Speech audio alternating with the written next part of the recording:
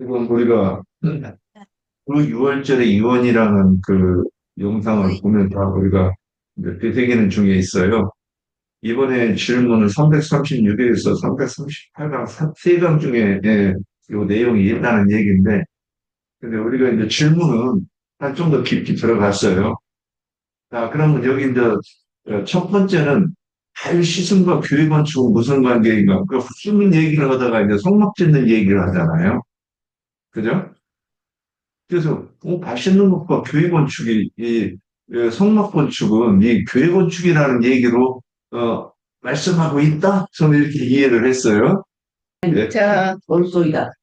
자, 제가 그러면 발을 씻는 것이 무엇을 말하는 것인가 했는데요. 그러니까 우리가 앞에 요한복음 2장의 그 가나의 혼인 잔치 말씀을 나눌 때 그 유대인들의 잔치, 특히 혼인 잔치가 있을 때는 그 혼인집 문 앞에는 반드시 물동이를 놔뒀잖아요. 그죠? 그래서 물 항아리가 있었는데 그것은 유대인들이 결례를 행하는 거, 정결케 하는 그런 예법이라는 거죠.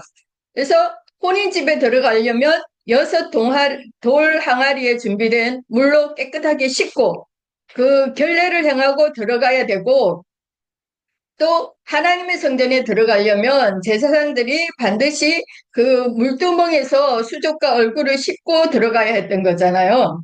그래서 그 팔레스타인 땅의 그 특징이, 팔레스타인 땅은 굉장히 더운 지방이고 사막에 그 흙먼지, 모래먼지가 많이 날리는 그런 지역의 특성 때문에 주로 샌들, 그 조리로 된 그런 신발을 신고 다니는데, 그러면 당연히 흙먼지들을 잔뜩 묻힐 수밖에 없잖아요.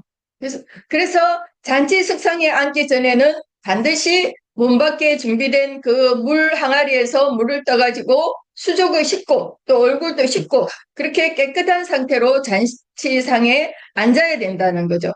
그것이 유대인들의 잔치법, 혼례법인 거잖아요. 그리고 제사장이 제물을 잡아서 번제단에서 제사를 드린 다음에 그 다음에 성소에 들어가기 전에는 반드시 그 성전 마당에 있는 노수로 되어 있는 그 물두멍에 자기 자신을 비춰보고, 또 성막의 그 마당에서 흙먼지나 재의 그 티끌 같은 것이 이렇게 묻기 때문에, 또 재물을 잡아서 뭐 피 이런 것들이 막 묻었잖아요. 그런 것들을 깨끗이 씻은 다음에 깨끗하여진, 그러니까 정결한 그 양손에다가 기름 그릇과 핏그릇을 들고 성소 안으로 들어갈 수가 있는 거예요. 이것을 신약 성경에서는 예수를 믿게 된 사람이라면 하나님 앞에 나아가기 위해서는 세상에서 묻혀온 모든 더러운 것들, 그러니까 세상에서 살면서 그동안 내가 뭐 보고 듣고 만지고 했던 그런 모든 것들에 대해서 씻어내야 된다는 거예요. 그래서 먼저 자기 자신을 살피고 깨끗함을 받은 상태로 교회 모임에도 이렇게 와서 앉아 있어야 된다는 거예요. 그래서 오늘 본문 말씀도 6월절 전에 마지막 음식을 먹는 그 만찬 자리에서 예수님이 지금 제자들의 발을 씻어주는 그런 이야기잖아요. 그러니까 예수님과 제자들이 지금 이제 그 상간을 맺으려고 하는 것인데, 특히 베드로와 우리 그 오늘 요한복음 13장에서 읽은 그 본문 말씀은 베드로와 예수님이 지금 상간을 맺는 그런 장면인데, 더럽혀져 있는 사람과 거룩하신 분이 상관을 맺을 수 없는 거라는 거예요. 없잖아요. 그죠? 그러니까 예를 들면 더러운 그릇에 깨끗한 어떤 것을 담을 수는 없잖아요. 그 더러운 그릇을 먼저 깨끗하게 씻고 난 다음에야 담을 수가 있는 거잖아요. 그래서 예수 그리스도를 우리 심령 가운데 영접, 즉 모셔드리려면 먼저 회개한 심령으로, 그러니까 깨끗한 심령 가운데 예수를 영접할 수 있다. 즉 상관할 수 있다는 거예요. 그래서 예수를 믿음으로 받아들이는 거죠. 지금 예수님이 제자들의 발을 주시는 그 물은, 내가 주는 물을 마시는 자는 그 배에서 영원토록 목마르지 아니하는 생수의 샘이 넘쳐나리라 하시니, 이는 저희가 받을 성령을 가르쳐 말씀하신 것이라, 그렇게 말씀하신 것처럼 주님의 영에서부터 흘러나와가지고 제자들의 영과 혼을 적시고 생명을 공급하는 그런 성령을 말하고 있다는 것을 우리가 알 수가 있죠. 그래서 예수님은 지금 제자들의 발을 친히 씻겨주시면서 먼저 본을 보여주시고 또 너희도 서로 발을 씻겨주는 것이 옳다 그렇게 말씀을 하고 있어요. 지금 주님은 자신의 사역을 지금 이번 유월절에는 죽으셔야 되잖아요. 그러니까 자신의 사역을 이제 마치고 제자들에게 이임을 해 주시기 위한 것이고, 우리 또한 또 그 사역을 이임받아서 하나님 앞에 나갈 때는 이제 세상의 돈이 아니라 그리스도를 내 손에 받아가지고 하나님 앞에 나가야 되고, 또 이 세상 가운데서 육신을 입고 살면서 인간적인 흠결이나 허물들이 없는 사람은 없잖아요. 그죠? 그러니까 그런 것들을 깨끗이 씻고 나아가야 된다는 거죠. 그래서 갈라디아서 6장 1절 말씀을 보면, 형제들아, 사람이 만일 무슨 범죄한 일이 드러나거든 신령한 너희는 온유한 심령으로 그러한 자를 바로잡고 내 자신을 돌아보아 너도 시험을 받을까 두려워하라 그랬는데요. 그러니까 그 사람은 나의 거울이라는 말이잖아요. 나도 똑같은 시험에 떨어질 수 있다는 것을 두려워하라는 겁니다. 그래서 그리스도인이라면 성숙한 신앙인이 되어가지고 자기 눈에 보인 그 형제의 발에 묻은 티끌이나 헝결들을 말씀의 물로 씻어줘야지 함부로 그냥 뭐 비방하거나 정죄하지 말라는 거예요. 그래서 디모데전서 5장 9절에서 12절 말씀도 한번 읽어볼게요.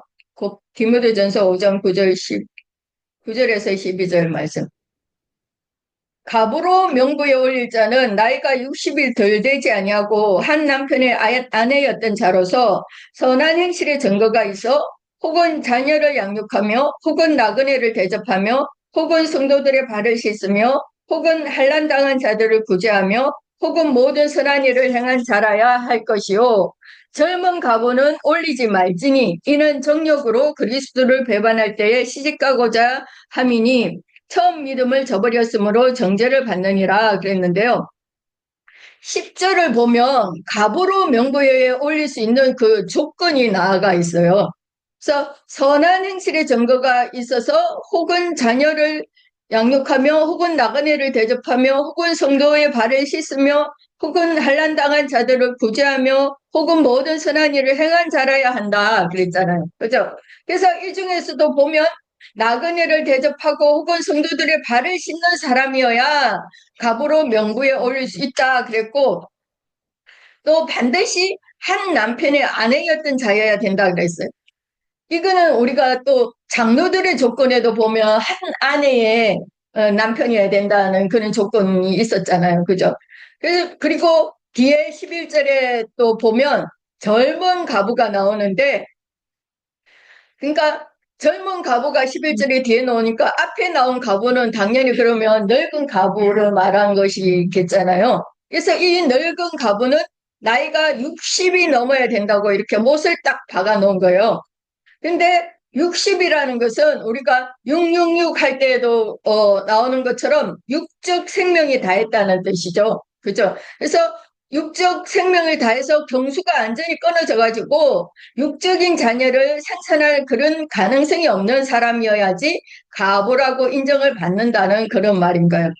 그래서 성도들의 발을 씻는다는 것을 60이 넘은 다시 말하면 인간으로서는 모든 것을 이제 또 경험을 풍부하게 해보고, 그죠? 그런, 또 경수가 끊어진 지가 오래된, 그래서 육의 자녀를 낳을 가능성이 전혀 없는 그런 사람들이 성도들의 발을 씻어주어야 된다는 거예요. 예를 들면은 사라와 같은 경우죠. 그죠? 그 경수가 끊어진 지가 오래되었다는 것은 세상 남편에 대해서, 그 첫 남편에 대해서, 이 세상 임금인 이 세상 신에 대해서 완전히 끝나버린 사람이라는 거예요. 이런 사람이 형제 자매들의 그런 흠결이나 허물들을 볼 때에 정죄하는 것이 아니라 불쌍히 여겨줄 수가 있고 그런 생명의 수가 높은 사람으로서 형제 자매의 발을 씻어줄 수 있는 그런 사람이라는 거예요. 그런데 젊은 가부는 정욕으로 그리스도를 배반한다 그랬어요. 이 말은 믿음을 저버린다는 거죠. 젊은 가부는 아직 경수가 끝나지 않은 여자이기 때문에 믿음을 저버린다고 했으니까 그 마음이 콩밭에 가가 있다는 거, 다른 데 가가 있다는 거죠. 그러면 영의 자녀가 아닌 육의 자녀를 낳을 수밖에 없는 거예요. 그래서 사라가 이삭을 주리라 하는 그 약속을 받았지만 사라의 경수가 완전히 끝나야 이삭이라는 그 영의 자녀를 낳게 되는 거잖아요.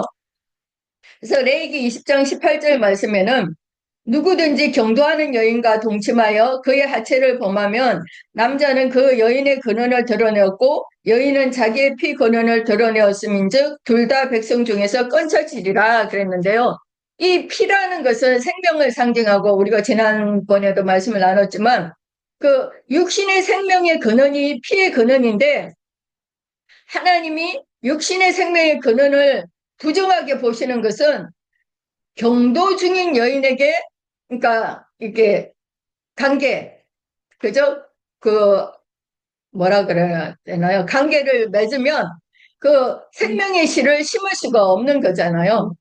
그러니까 남편의 씨를 받아도 경도 중인 여자는 도로 토해낸다는 거죠. 그죠? 피를 계속 흘리니까. 그래서 젊은 여자, 즉 경도 중인 한테는 말씀을 줘도 효과가 없다는 거예요. 말씀을 심으시지가 않는다는 거예요. 그리고 자기의 피 근원을 드러냈다는 말은 이거를 영적으로 적용하면 그 사람의 신앙 양심이 다 드러냈다는 그런 말인 거죠. 그래서 우리는 예로 가룟 유다의 예를 잘 알잖아요. 그죠? 그 창자가 다 터져 나와가지고 모든 사람들이 가룟 유다의 그 속내를 다 들여다 볼 수 있게 됐다고 그런 그죠? 그래서 이런 발을 씻어주는 이런 것들이 교회를 교회 생활인 것이고 교회를 세워나가는 가정인 거죠. 예, 예, 여기까지 하겠습니다. 그럼 이제 발 씻는 것에 대해서 구체적으로 한번 얘기를 해주세요. 조금 더 한번 우리가 더 나눌 거 없을까요? 발을 씻는 거에 대해서 더 얘기할 거 없어요. 그러니까 음, 전신을 씻었다고 그랬잖아요. 요한복음 15장 3절에 보면 뭐라 그러냐면 너희는 내가 일러준 말로 이미 깨끗해졌으니 그랬어요. 그렇죠. 그러니까는 주님의 말씀을 들으면 그러니까는 영의 구원을 받으면 모욕을 한 거예요, 전신이. 그리고 발을 씻는 것은 교회 생활하면서 이 자범죄 우리가 여러 가지 범죄들을 저지르잖아요. 육신의 물고기 살기 때문에 그런 죄들을 씻는 것이 발 씻어주는 거. 그러니까 모욕을 베드로가 모욕을 다 해달라고 그러니까 목욕을 다 해달라고 그러니까 응? 예. 너희는 이미 모욕을 했으니 깨끗하니 발만 씻어야 된다 그랬잖아요. 그런 의미로. 속건제. 더 보충할 건 없어요? 속죄제를 거친 사람이, 속죄제를 속건제를. 받은 사람이 속건제를 할 수가 있다는 거죠. 예. 응? 영의 구원을 받은 사람이 이 부분적인 범죄들을 용서받을 수 있다는 거. 예. 더 할 거 없어. 발 씻는 것이 이게 교회 건축하는 것이고, 교회 건축하는 건 성도를 양육하고, 온전하게 하는 것에 대해서, 하는 거라고, 우리가 이제 어렴풋이 하는데 좀 더 구체적으로 설명을 해야 듣는 사람들도 유익하고, 그럴 것 같죠. 매하고 일본을 할게. 왜냐면 내가 들어보니까 좀 틀려가지고 틀린 거, 예. 쓰지 말고 빠진 것 쪽만 이렇게 해가지고 딱 이게 어떻게 적어놓냐. 그 발을 신는다는 것은 지금 왜 건축에 대한 관계가 많은데 그 이스라엘 지방에는 그 아스팔트로 되어 있지 않잖아요. 다 흙으로 되어 있고 옛날에는 우리도 자꾸 그 길에 다 그 큰 시내 도로만 아스팔트로 돼 있지 다 흙으로 돼 있었어요. 비가 오면은 진흙탕으로 되다시피, 흙이 길이 굳어진 데는 괜찮은데, 그래도 좀 질기는 했는데, 이제 굳어지지 않는 상태는 그 두 가지를 못했어요. 신발을 신고 들어가면 다 이제 그 진흙탕이라 다 신발에 묻고 그랬었거든요. 지금은 뭐 시골에 다 조그만 길도 다 아스팔트로 돼 있더라고요.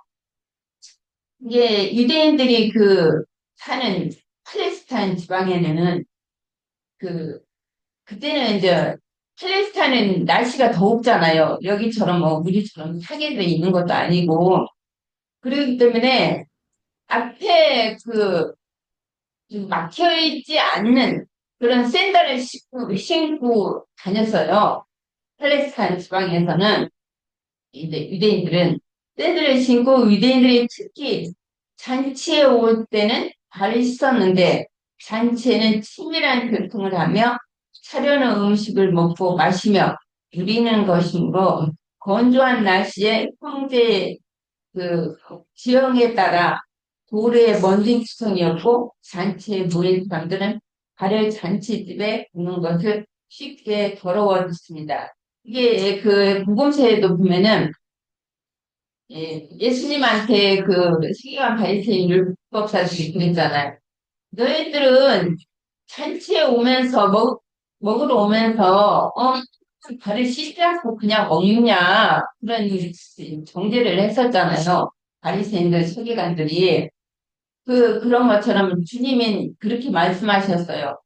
예, 입으로 들어가는 것은 더럽지 않고 마음에서 나오는 것이 더럽게 사람을 더럽게 한다. 그거는 왜냐하면 이제 제자들한테 그걸 풀어서 말씀하실 때 제자들이 이제 그것을 비유로 말씀하시고 그들한테는 주님 제자들한테는 풀어서 이제 말씀하셨는데 입으로 들어가는 음식은 배에서 소화돼서 뒤로 나가는 것이고 그 마음에서 나오는 것은 사람을 더럽게 하는 것, 마음에서 나오는 것이 사람을 더럽게 하는 것인데 사람 마음에서는 온갖 더러운 쓰레기가 많잖아요.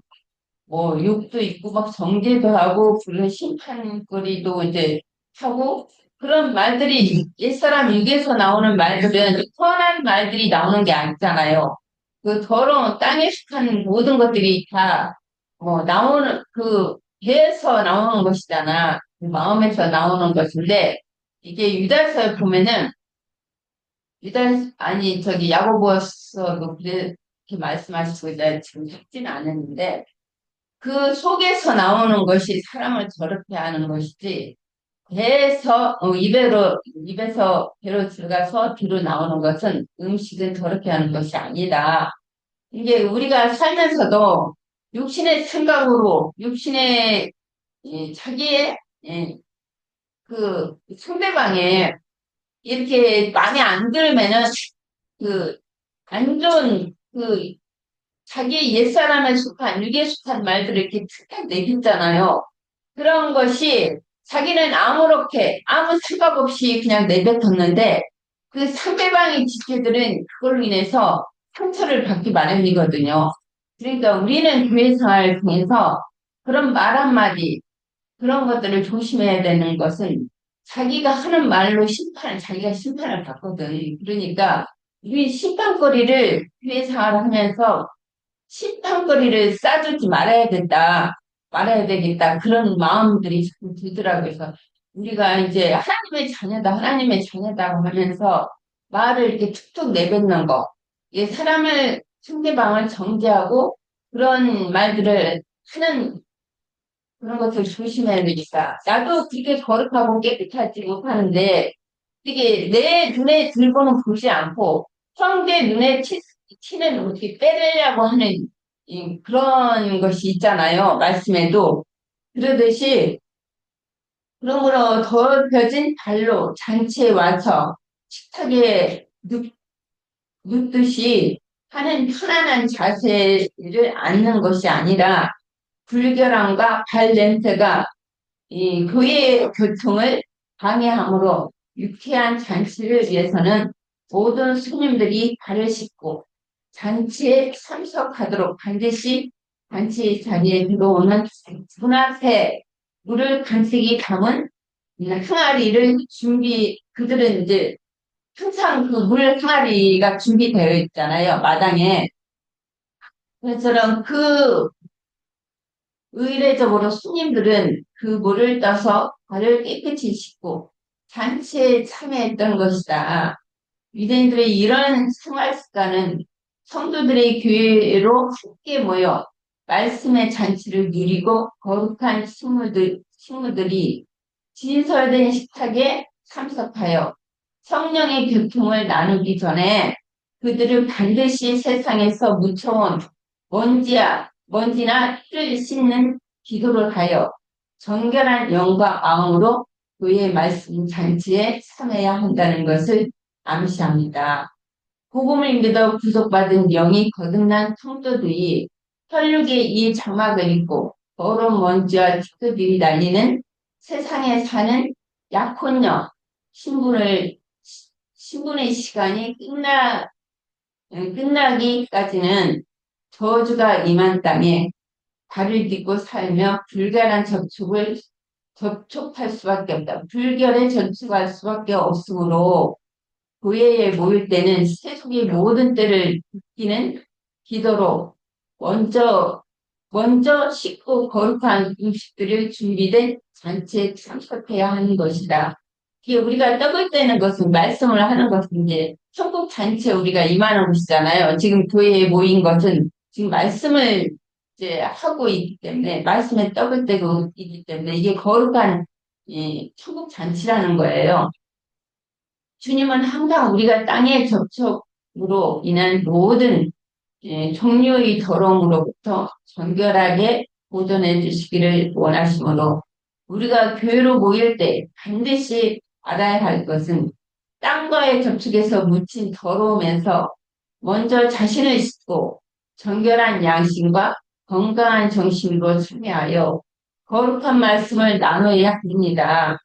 이런 시스템은 숙제양의 피로 양심을 씻어서 정결한 양심으로 말씀을 받아들여서 마음으로 믿고 구속받은 거듭난 성도들의 교회 생활을 다루는 문제이므로 온몸을 씻고 무력한 제자들이 인생에 살면서 접촉할 수밖에 없는 이 속죄의 모든 불결로부터 분별되어 씻어진 마음으로 그의 몸에 참여하여 거룩한 말씀을 나누어야 한다는 뜻입니다. 이게 이보다 더 이제 섬세한 그 말씀이 있었는데 이제 시간이 걸리니까 내가 그걸 뗐고요. 교회 생활은 주님의 세우신 본을 따라 지체들이 서로 발을 씻어줘야 하는데 씻는 제자는 조심해야 하며 이게 서로 발을 씻어주는 사람은 이 제자는 조심해야 하며 씻음을 받는 제자도 정죄 없이 형제나 자매의 씻음을 받아들여야 합니다. 그러니까 이제 말을 할 때 씻어줄 때도 조심해서 씻어줘야 되고 받는 사람도 정죄로 받지 말고 분별해서 이제 받아야 된다는 것이죠. 성경에서 온몸을 목욕하는 경우는 영원한 숙제를 단번에 이루신 사실을 강조하여 처음에 회개하고 복음을 믿는 것을 예시하며 수업을 매번 씻는 것은 이미 믿는 성도들의 교회 생활을 실행하는 중에도 영적인 더러움과 속세의 영으로 신앙 양심과 마음이 더러움을 당하게 되므로 교회 집회에 모여서 매번 새롭게 씻어야 하는 뜻으로 숙번제를 시행해야 하는 것입니다. 근데 우리는 이미 구속을 받은 것이잖아요. 숙제제를 받았기 때문에 속건제라는 것은 우리가 항상 이제 티끌을 발에 붙여 가지고 오기 때문에 그것을 기도로 이제 항상 씻어야 된다는 거, 우리 마음과 이제 생각들을 이제 씻어야 된다는 것이잖아요. 속건제라는 것은 우리가 이제 제열이 생각날 때마다 그 구약에서는 이제 제열이 생각날 때마다 이제 소나 염소나 막 양이나 갖다가 이제 드리잖아요. 그런 것처럼 우리가 아직도 육신의 몸을 입고 있기 때문에 옛사람도 존재하고 있고 우리 속에서 새사람도 존재하고 있지만 육신의 생각을 따라 살 때가 너무 많잖아요. 그럴 때마다 이제 수건제를 드려야 된다는 거예요.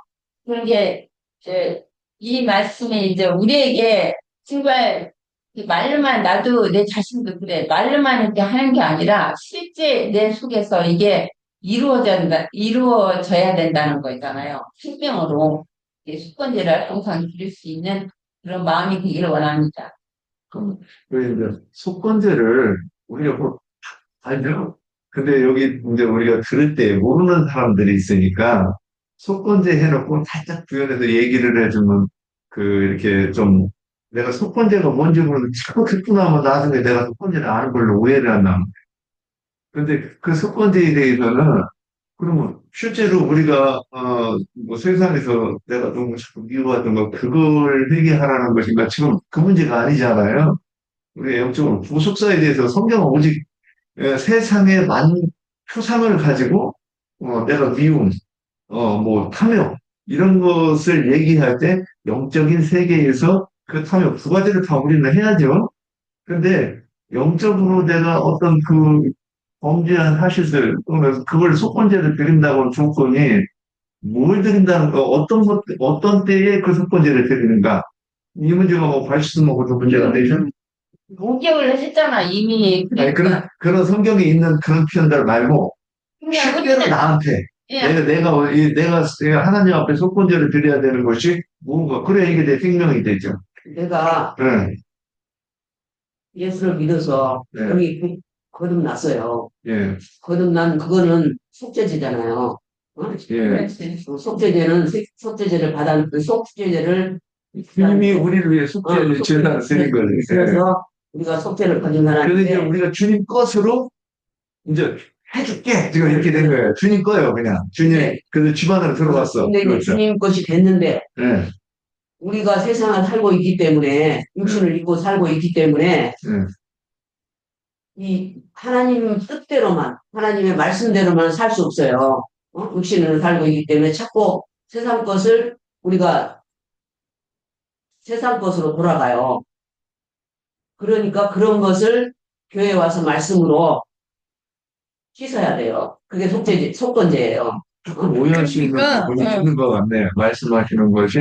영의 구원을 받았을지라도 어, 우리가 한꺼번에 그 말씀이 다 이루어지는 게 아니잖아요. 그러니까 혼의 구원은 한꺼번에 이제, 말씀을 다 깨닫는 게 아니다. 지금 그 그러니까, 얘기죠? 예, 그래서 혼의 구원을 이루어 나가는 그 과정이 필요하고, 그러니까 우리 속에 그동안 이렇게 그 귀신들이, 일곱 귀신이, 그러니까 뭐라 그러나, 굳어져 있던 그것들이 일곱 귀신이 한꺼번에 다 나가는 게 아니죠. 가나안 전쟁을 치를 때도, 그러니까 다 조금씩 남겨둔다고 그러셨잖아요. 하나님도. 그러니까 우리가 말씀을 계속 들으면서 계속 씻음을 받아야 되는 거죠. 그래서 빛이 들어올 때마다 어둠은 이렇게 자꾸 이렇게 밀려나가는 거잖아요. 그게 이제 한꺼번에 되는 것이 아니라 교회 생활을 하면 통해서 이제 계속 그것은 반복되어야 된다는 맞아요. 거죠. 우리가 이제 우리가 지금 사람이 거듭났다고 해도 영은 살리심을 받았는데